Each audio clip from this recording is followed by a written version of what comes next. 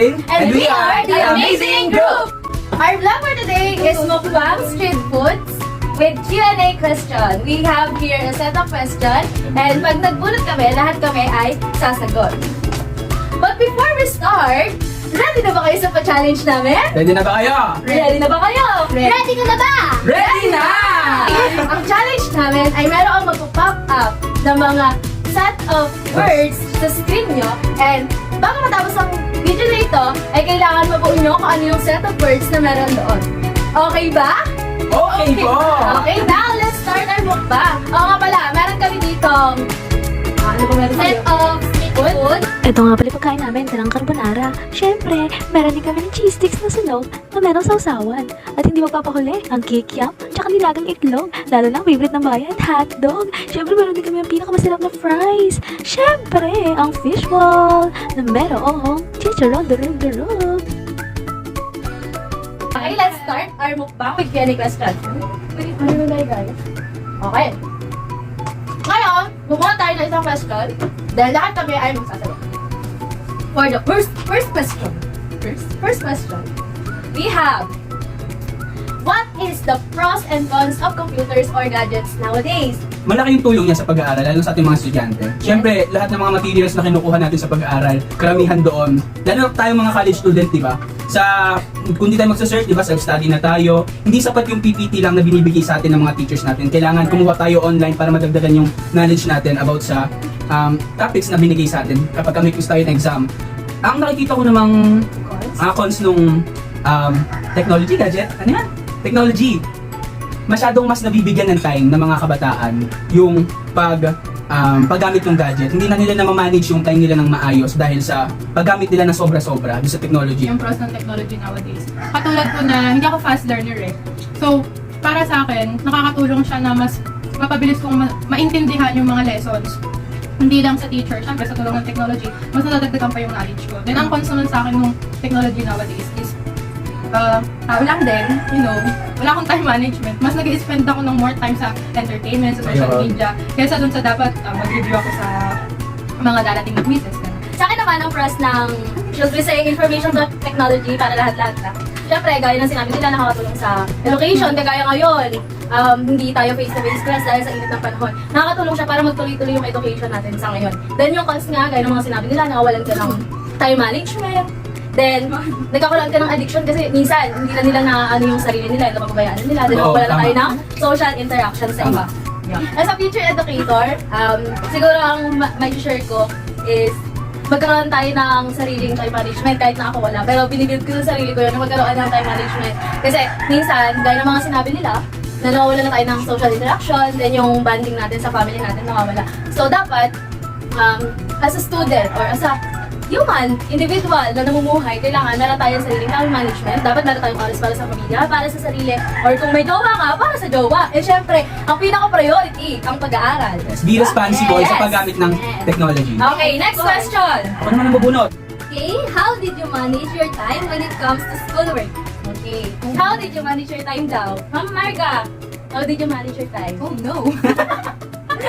Namamanage ba? Namamanage. Yun muna ang tanong, namamanage ba? Go, Marga.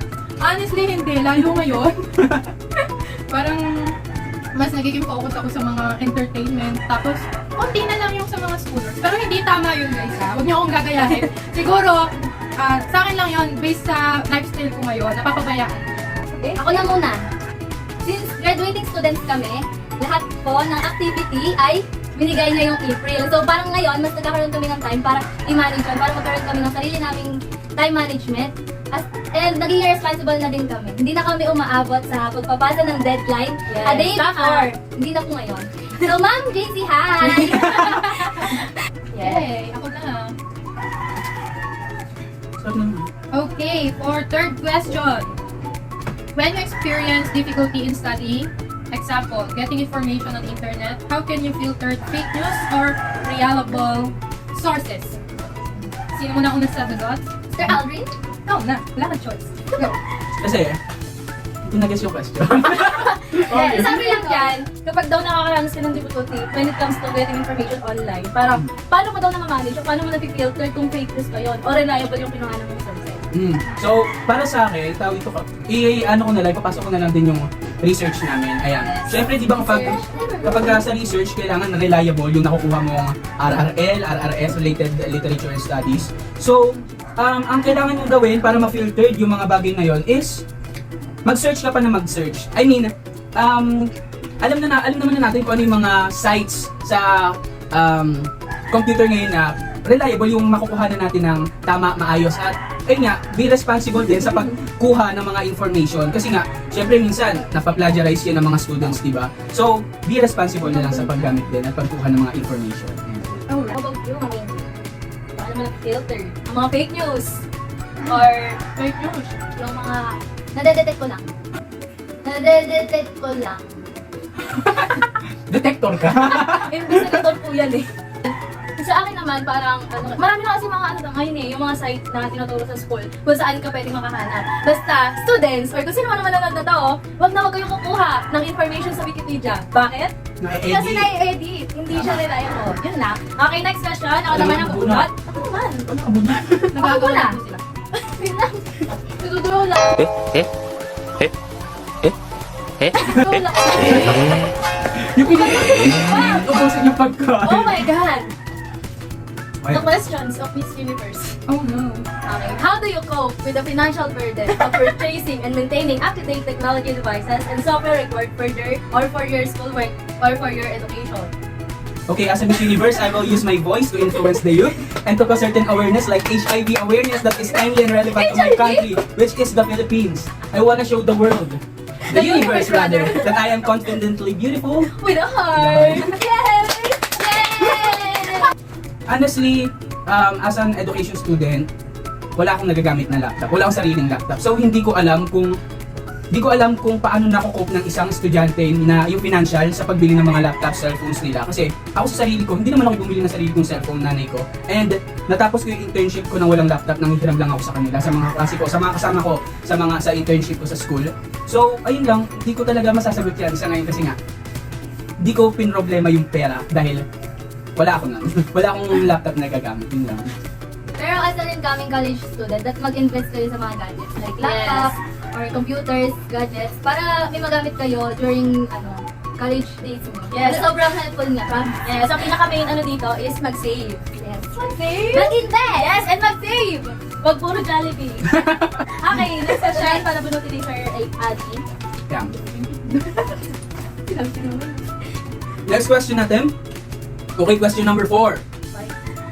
Number 5. What are your top 3 favorite productivity tools as edu students or as an education student? How about online application and social media? Kaya ako naman, yung tatlong applications or sites na ginagamit ko for school is una, Merriam-Webster. Kasi tiwala ako doon. Lalo, kasi ako, minsan sa mga English words, mas madami yung unfamiliar ko kasi sa familiar. So, mas gusto ko na sure ako bago ko yun gamitin. So, ginagamit ko yung Merriam. Tapos pangalawa, yung Killbot, paraphrasing tool. Para sa akin kasi, di ba bawal nga yung, tama ba yung pagkakasabi ko? Plagiarism. So, mas okay na gumamit tayo ng mga site talaga na pwedeng i-check yung Tulala lang sa aking kwarto. grammar natin, yung sentence natin, kaysa mag-copy-paste tayo kasi bawal yun. Then pangatlo, Canva, sa mga design, yan. Ngayon, usong-uso yan sa mga bata. Mas gusto nila yung ma-design ng papel, may border. Malabas yung mga creative. So ako dahil gaya-gaya ako, gusto ko din yung maganda sa akin. So ginagamit yan. Pero the best yun lalo kung naka-premium. Yes. Tama, kung naka-premium ka sa Canva, maganda yan. Then sa tatlong social media naman, Messenger. So yan para sa mga katulad namin, pag nag-uusap kami, nagpaplano sa mga activities, Messenger yung ginagamit. Pangalawa, YouTube din. Kasi sa YouTube, madalas kapag may reporting kami, sa namin, sa pag-aaral, kailangan ko pa ng another knowledge kasi hindi ako kontento sa kung ano lang yung nasa module. So maghahanap ako ng ibang tao na mag-explain pa sa akin kung ano yung deeper meaning ng mga topics na napunta sa akin. Then last, social media, Twitter. Bakit? Hindi, kasi, Twitter. Dahil ang Twitter para sa lahat or alam naman ng lahat na ang Twitter, pwede kang We are an education students. Of course, research ang inuuna namin. Last week pa pinapagawa sa iyo activity. Hanggang ngayon, hindi mo pa sinesend. We are an education students. Of course, matatalino kami. Uy, Hazel, kaya napakita niya. Tingnan mo yung score mo, 0 ka. 0? 0 din ako. We are an education student. Of course, mahaba ang pasensya namin. Angel, pwede ba hiram ng lapis? Hiram ka ng hiram! We are education students. Of course, magaganda sulat namin. Marga, ano ba to? POR, ang pangalan naman ang sulat mo? Mag-express na kahit anong nararamdaman mo. Walang nagja-judge sa'yo. Dahil tayo mga teacher, di ba, kailangan professional. Pero professional pa rin naman ako. Parang ang sa akin lang, honestly, sa lifestyle ko lang, imbis na mag-post ako sa FB dahil, di ba, ako, isang click mo lang sa FB, iba na yung interpretation mo. Madaming Sa Twitter, makakita. hindi ko naman masabing 100%, pero 90% doon, kahit pa paano ay, doon mo mahanap yung comfort zone mo. As a person, not as a teacher, as a person. Kasi lahat naman, or halos sa buong mundo ay may Twitter na. Pero advice lang sa mga bata din, syempre, huwag mo nang gagamit nun. Kasi yung Twitter hindi lahat ng laman doon dapat i-absorb natin. I-filtered pa rin natin.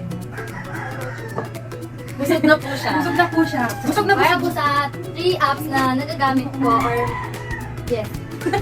Ayun.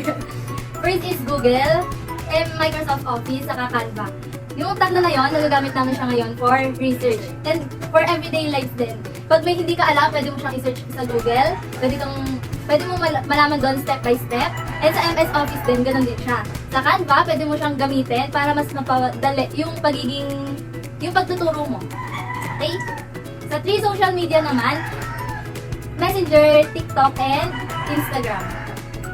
Messenger, kagaya ng sinabi nila, para makapag-usap, isend yung mga files, para makipag-communicate sa ibang mga tao. TikTok, pwede mo rin siyang gamitin as guide kasi mas madali kasi yung explanation sa TikTok. And yung Instagram, naka-comfort lang ako ng Instagram. Yes. Ako naman, as a student ngayon, ang mga pinaka-nagagamit ko, gaya ng kay Ma'am Angel, yung Canva, Microsoft Office, then Google. Gaya ng sinabi niyo, nakakatulong yun sa pag-aaral namin ngayon, lalo na nasa research era kami. Research era. Nasa research era po kami, ang pinakagamit po talaga ay Microsoft Office. Kagaya na yun, nasa na kami, data analysis, discussion, then conclusion recommendation. So, nagagamit namin lahat ng mga features ng Microsoft Office. Then yung 3 social media naman na madalas ko nagagamit. Ano nga ba? Facebook, TikTok, and Messenger. Okay, wala pong pinagkaiba for entertainment po lahat. Pero yung Messenger, medium po siya for communication. Lalo na sa amin na magkakagrupo din sa research. Yun ang ginagamit namin for communication. The Next next question. question. Oh my God. Wala pa. Did you encounter difficulty in using laptop or other gadgets? Ako sumagot Me na. first, because yes. Okay, you first. Okay. You second. And I am third. And you're fourth. Yes. Okay. Yes. Yes, nakailang po siya, yes. Bilangin nyo. Encounter ka na ba ng difficulty sa paggamit? Yes, noong unang nagkaroon ako ng laptop, hindi ko siya alam gamitin, lalo na yung mga Microsoft Office kasi feeling ko bago siya lahat sa akin. Then, nanood lang ako sa YouTube, saka sa Google para malaman ko kung paano siya ginagamit. And tinuro din kasi siya sa amin nung 3rd year. Tinuro siya sa amin and inano ko talaga yun, in-apply ko talaga sa sarili ko para matuto ako. Kaso ngayon, ayoko na kasi isa ako sa nag-edit ng research. Ayoko na ma'am, editor po. Ako, nakaranas na ako ng difficulty sa paggamit yan. Lalo ngayon na yung mga nakakasalamuha ko ay hindi lang sa kaklase, lalo nung nag-intern ako. Talagang mateki na sila, so napipressure ako na kailangan ako din makisabay sa kanila. Kasi kailangan din, di ba? So, ang sa akin naman, mapapayo ko lang sa mga katulad kong hirap pa, hindi pa ganun maalam sa mga laptop, sa paggamit niyan. Siguro bawat may mga seminars sa school nyo o kahit saang lugar kayo mapunta, may mga taong handang tumulong, magbigay ng knowledge nila, i-grab nyo na agad. Kasi malaking tulong yun, malaking factor. And ang isa din sa mapapayo namin, if you want to pursue education, kailangan talaga mag-invest ka para malaman mo kung paano talaga gumamit ng mga technology. Kasi sa ngayon, as 21st century na, kailangan talaga maalam ka sa ICT. Kailangan natin yung ka sa ICT. Correct! Oh. Okay, maganda-ganda topic to ma'am, ng JC. Okay, ang tanong. Did you experience information overload? Yes na yes! Big check! We experience information overload. Like, for example, meron akong problem sa bahay, then umalis ako, malamang, kasi papasok ako ng school. And then, yung day na yon, simula first class, may quiz, then after is discussion, then after that is quiz ulit, then 3 lesson na sunod-sunod. So parang yung last class, hindi mo na siya masyadong magigets, hindi mo na siya ma-absorb kasi parang since last class na yon, andun na yung maiisip mo na yung problem sa bahay, yung problem mo sa pagbagsak mo sa quiz, ganon. So parang hindi mo na talaga siya alam, hindi mo na alam kung paano siya iisipin pa. So ayun ma'am, puno na po yung utak ko. Joke lang po yun. Joke lang po yun ng JC. Kaya po po namin. YouTube to, hindi Twitter. Sorry. Ako naman, naka-experience na ako ng information overload. At based on my experience, so kinabukasan, ang mangyayari is reporting and 2 quiz. So, honestly, sa akin, nag-time management ako kasi alam ko naman, yun ang kailangan para magawa mo yung lahat ng maayos, di ba? Pero hindi naging sapat yung time management kasi talagang information overload na. So, ang nangyari sa akin, na-let go ko yung isang quiz na parang nag-review naman ako doon, pero wala na akong naalala dahil ang mas tumatak na lang sa akin, yung report tsaka yung pangalawang quiz. Ayun. And, Hindi lang naman din sa problem sa bahay yung information overload eh. Sa akin din yan. Then, kung paano ako makakakuha ng information din sa internet, relate na rin natin. So, as a future educator and as a student, ang mapapayo ko lang sa inyo, kayong mga nanonood ngayon, ay kailangan hindi nyo masyado i-absorb lahat ng nakikita nyo sa internet. Tama? I-filter natin. Yes. Kailangan nyo i-filter. Gaya ng sabi kanina, i-filter ng mga fake news at hindi reliable sources para yung information na meron tayo ay madadagdagan siya, oo, pero kailangan natin i-filter yung mga dapat na hindi absorb ng utak natin. Check! Bakit namin i-end ang video dito? Kailangan i-comment sa baba ang sagot sa aming challenge dahil magkakaroon kayo ng 50 pesos chika. Kaya ano bang hinihintay nyo? Comment down below. Please like, share, And subscribe! and click the notification bell for more upcoming Videos! videos! Bye-bye! Thank you!